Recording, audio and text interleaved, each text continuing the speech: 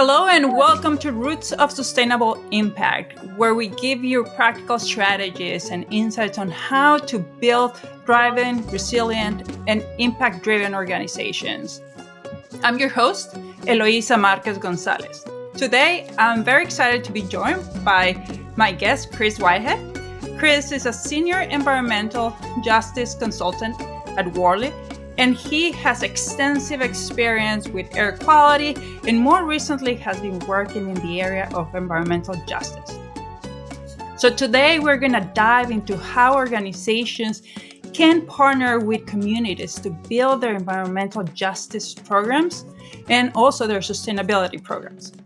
So Chris, welcome to the show. Well, thank you for having me on. I'm excited to chat. Could you please tell our listeners a little bit more about who you are, what you do, and what type of impact are you trying to leave on this world? Absolutely. I'd definitely be happy to. But I gotta get a little bit of business out of the way first. I just have to say that anything I say today is actually my view and not the view of my company, Worley. So just with that in mind, I've been a quality consultant now for a little under 20 years, focusing mostly on permitting compliance issues based in Northeast United States, but on projects all throughout the world, all throughout the country. And as you said during the intro, I got into environmental justice work probably 5-6 years back or so after New Jersey started to talk about what they're going to be doing on the issue and started to actually take steps to pass what was going to be a landmark environmental justice law. And we'll talk more about that. But I saw pretty early on the potential impact that this was going to have on our clients in the state, but then also the idea that it was almost certainly not just going to be held to New Jersey. And that's also a pattern we've definitely witnessed as about 6 or 7 other states regionally have gone a comparable path. And there are 17 or so states now looking into it more and have their own screening tools. So people are looking into this and taking notice. And I'm so passionate about the topic because once you first really understand and identify what environmental justice areas are and the concentrated amounts of industrial activity and health impacts, you want to do something about it. But I guess it's probably because of my 20 years of project background, I understand that to try to untangle all of that is extremely nuanced, and it's not the fault, quote unquote, of any one site most times. It's just the fact that we have too much on top of each other.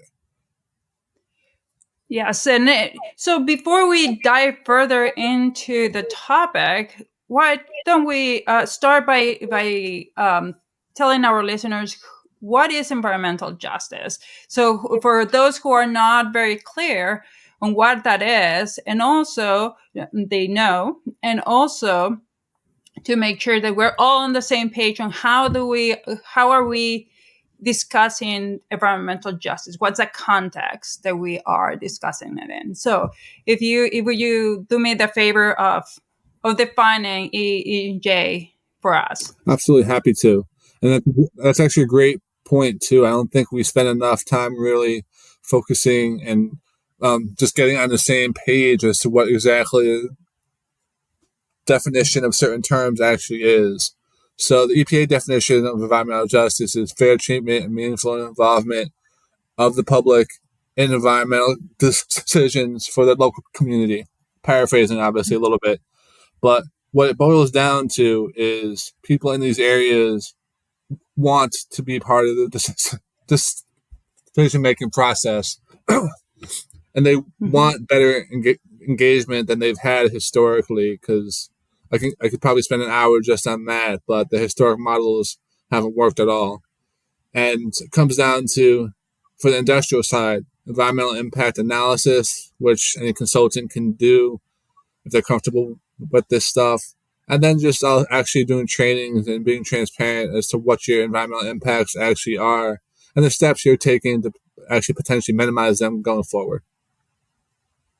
Beautiful. And how do you see those being intersecting with the business goals on with their practices, their operational practices? How do you see those coming together, intersecting? Yeah. Well, actually, an example I actually like to use when this type of a topic comes up. There are a lot of people out there right now who essentially want to just get off of fossil fuels. It's not that easy. And they don't quite understand, I think, a lot of times that the people who are operating these complex facilities oftentimes have multiple chemical engineering degrees, decades of expertise, the exact type of people you want operating these things if they're going to be there.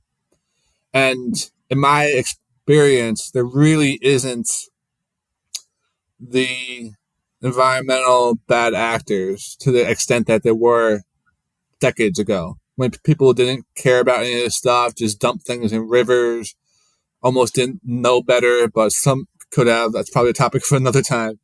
But Yes.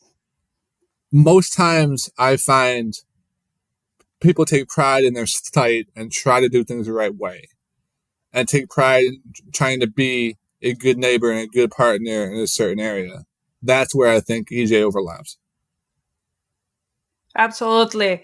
It reminds me a chat that I went to many, many years ago, and it was for an unrelated topic, but what the speaker said was no one wakes up in the morning saying I'm going to do damage to someone else or I'm going to see how I'm going to make someone mad. And so it's to your point, that's how many of these engineers and these leaders in these industries were just found themselves in this situation and maybe didn't think ahead of how they will impact others, what impact they will have in a long term. So it's about helping everyone turn around and be more intentional about being doing good moving forward. Well, that's part of it too, but there's also acknowledging that fundamentally the system, in large part, has been broken for a very long time, and just allowing too many of these sites who can even follow all the rules that are on the books at the time, do all their testing, get all their permits, whatever the case might actually be. Just over time, there tends to be too much of these things on top of each other, and things get cited for all types of reasons, whether it's zoning or obviously cost, access to certain highways, go on and on.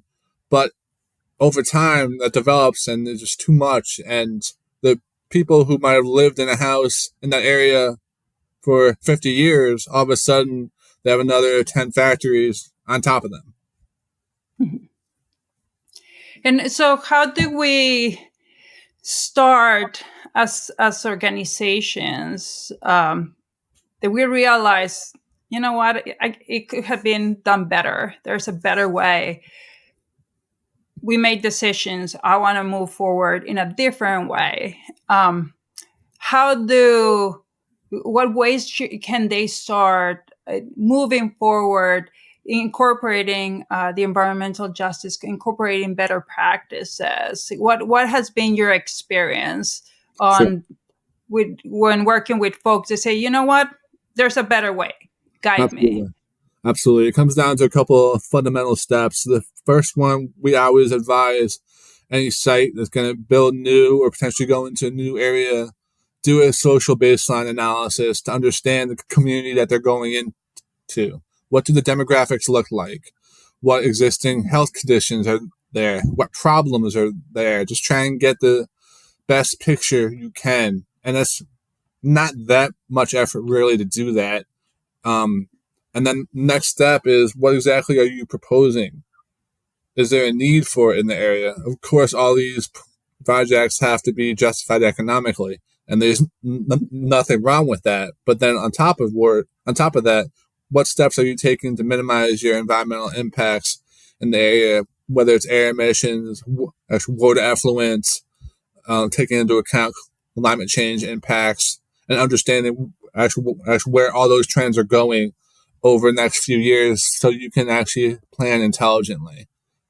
And then finally, it's going after all the permits you need and doing the stakeholder engagement work to try and partner with these communities and show that you understand as best you possibly can what that community is about.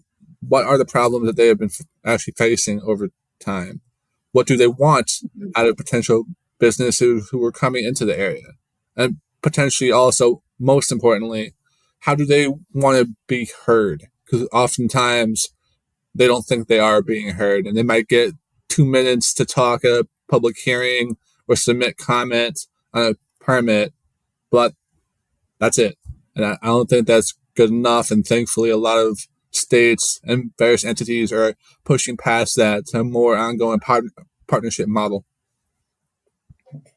And it's critical what you're saying about involving the community. And one thing that I want to highlight that at the beginning that you said was that they need to justify it financially. They need to justify the investment. So many times they might not be able to justify it, or they just can't see it. So are there any ways that you suggest that they could, a different perspective that we could present to folks so they can see how really partnering with these communities can be an opportunity of growth for both the organization and also the community? Because at the end of the day, if we lift that community, they're going to lift also the organization. So any suggestions there? How can they change their perspective? Well, the first fundamental issue here is that industrial companies need the local communities to be part of their workforce. So if you don't bring those opportunities and inform them about the potential jobs and give trainings and things like that, you're not going to be successful. I mean, it varies from site to site, but roughly speaking, a quarter of most companies' personnel come from within 15, 20 miles of the site. And it's logical because people want to work close by to their house. And the next aspect of that, too, is, well, on the compliance end, I guess I'll back up a little bit. I was taught early on that if I can tell my clients, and it doesn't matter what sector they're in, how much a certain process is going to cost them and how long it's going to take, I'd be doing them a lot of good. With all these environmental justice laws coming out now, there's uncertainty around both of those elements as far as how much all this is going to cost and how long it's going to take to get your permit. And that's what this all comes down to, is actually being able to operate.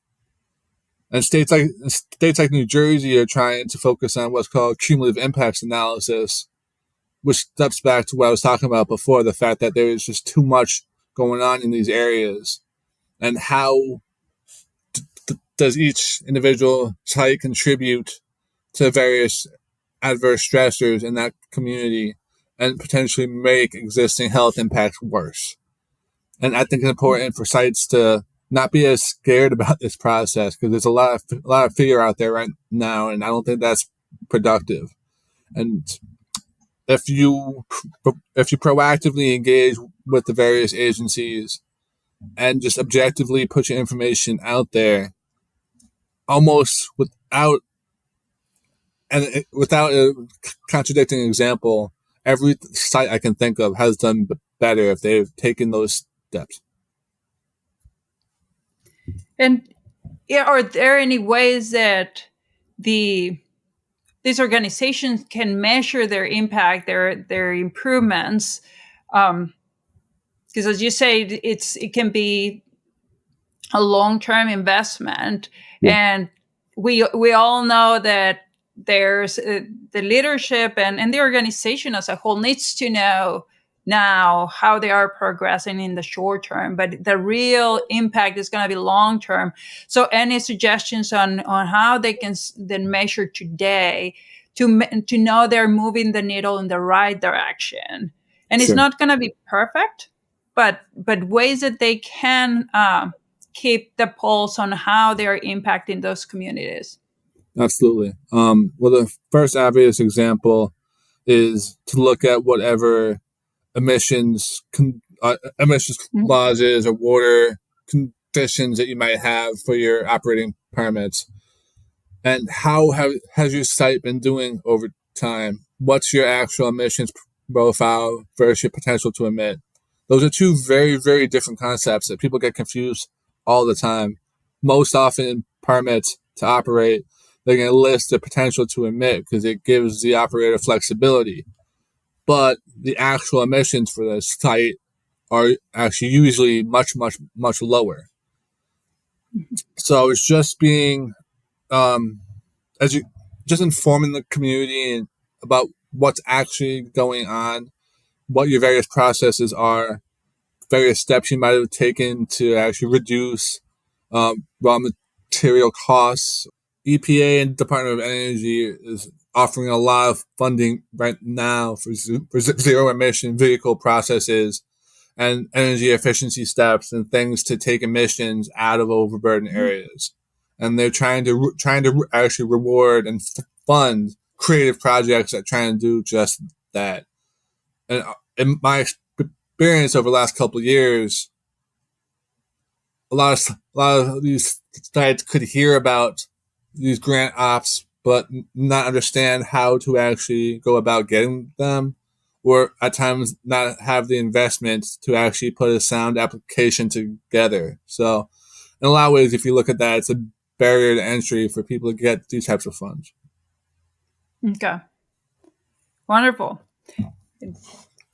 And so, Chris, I wanna move on to a different topic because you have a very exciting project that I want you to share with our listeners.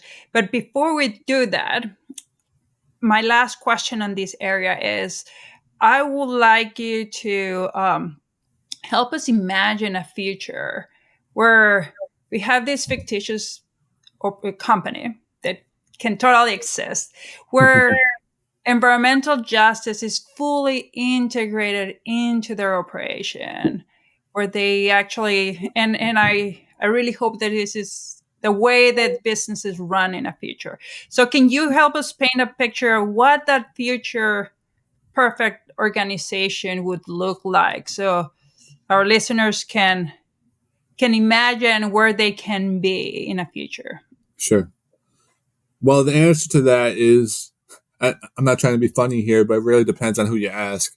Because a lot of Mhm. times, various environmental justice groups don't want outside input. They want everyone to take their studies, what they think on certain things, and take that as essentially law and have that govern how things operate in their town. And I understand that. And there's a thing called lived experience, and what that means.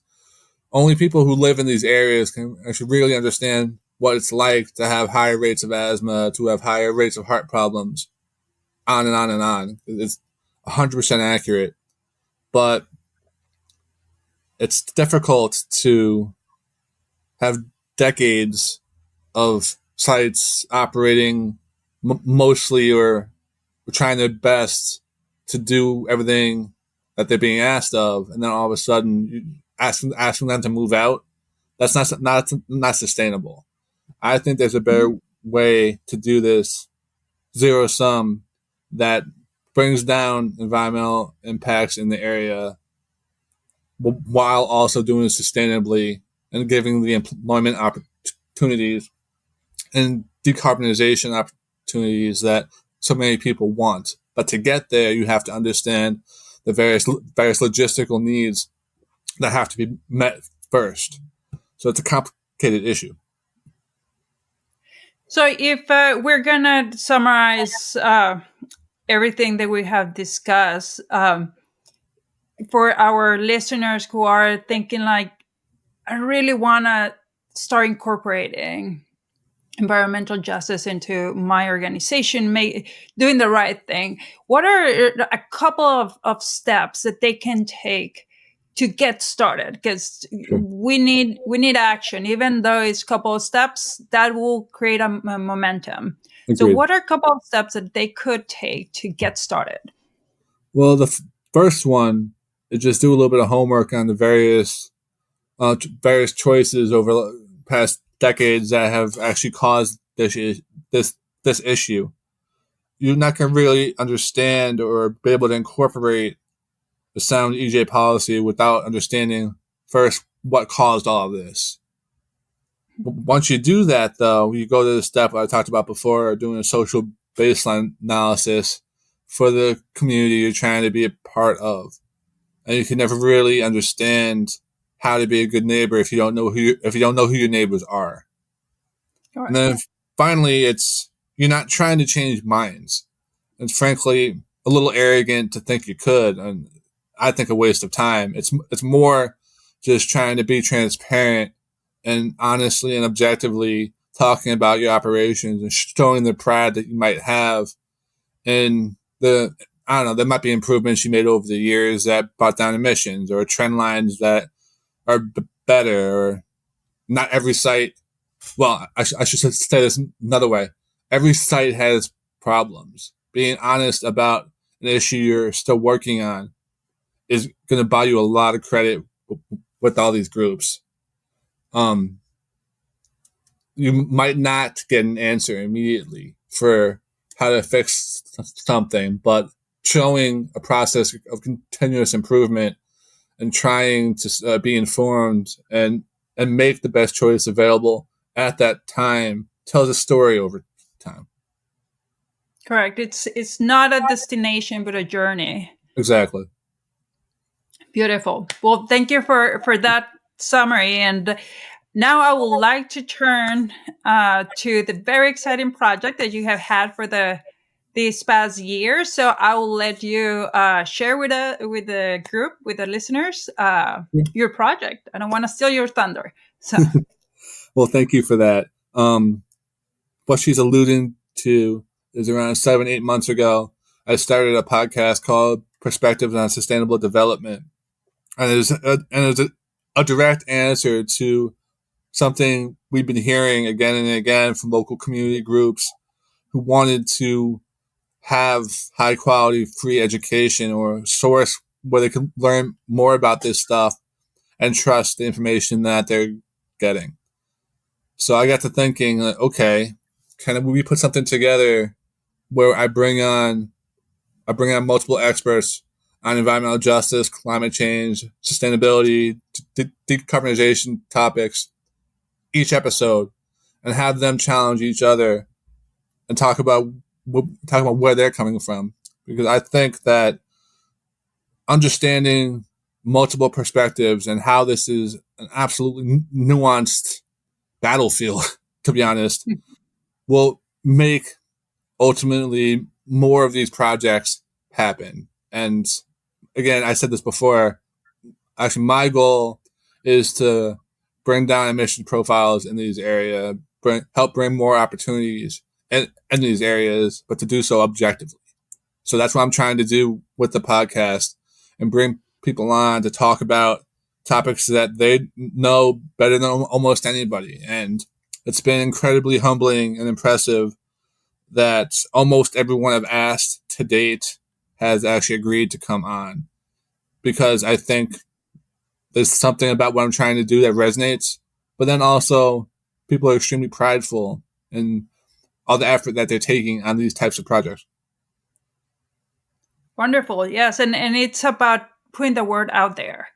And we have to be all in this together. It's not the role of one person. So I admire that you started this podcast, and I'm starting this podcast as well for the same reason. Just get the word out there. No, I So actually wanted to ask you something too. Is this episode going to be your first episode or no? it might be one of the first ones. I'm Okay, still deciding. Yeah. cool. Okay, I was honestly just going to say don't be afraid to have a little bit of conversation back and forth too. I think it makes it more genuine. Okay. I I guess. don't know, Yeah. just a tip. Okay. Yeah. I'm. Yeah. I'm still warming up, and I think we're on the podcast side, I guess, on the hosting side. So Sure. yeah, and yeah, it's a learning curve. It's not bad, and I got a lot of folks that have been guiding me. But yeah, That's it's cool. exciting. So all right, so I have one last question, Sure. and hold on before we move on. The just want to double say it again. The podcast name, Perspective on Sustainable Development Podcast. So Yes, and it's available on all the major podcast platforms. I do a ton of ton on LinkedIn, so that's probably my main platform for all this. But it's on iTunes, YouTube, 13 other ones I'm not thinking of right now. wonderful. So after you're done, dear listener, listening to this episode, go and find Chris's podcast. It's full of great information and great insights. I I appreciate highly that. recommend it. Thank you. And Chris, my last question is it's supposed to be a fun question. So if you could meet any one person, who would that be and why? If I can meet any one person, Dead I or alive? So, that changes things even more. I was going to say Robert Bullard, the the father of environmental justice. I think I've read every book he has out there, and I just find him absolutely fascinating. And to speak to somebody who was there at the beginning of environmental justice and really had to live through all the steps and gradations of this process, it's incredible. Like, I actively try to learn more about this stuff every day. And I think if you give me 2 hours sitting down with him, it's probably more impactful than reading 10 books. So I think that's probably how I would answer it. wonderful. Thank you for that. And Wolf, this has been great. And thank you for coming to the show. If folks want to find you, how do they connect with you? What's Absolutely. the best way? Yeah, anyone who wants to actually connect with me on LinkedIn, I'd be happy to chat. Pretty easy. Just type in my name, Chris Whitehead, and the company I work for is Worley, and I should pop right up. That's probably what I would recommend. But it's a great point that I get people contacting me all the time, asking questions, asking advice, of course, looking to collaborate on certain projects. So that's something I welcome. Yes, and I can attest to that. I found Chris and reached out, and he has been always very open to discussing and having conversations. So, and I thank you, Chris, for that openness and to have a discussion and educate others. So, thank you. Absolutely. Happy to help. And again, thank you for joining me today. And that is it for today. And I'm Eloisa Marquez Gonzalez. If you enjoyed today's show, I hope you join me again on Roots for Sustainable Impact. See you. Bye-bye. Thank you very much. It was fun.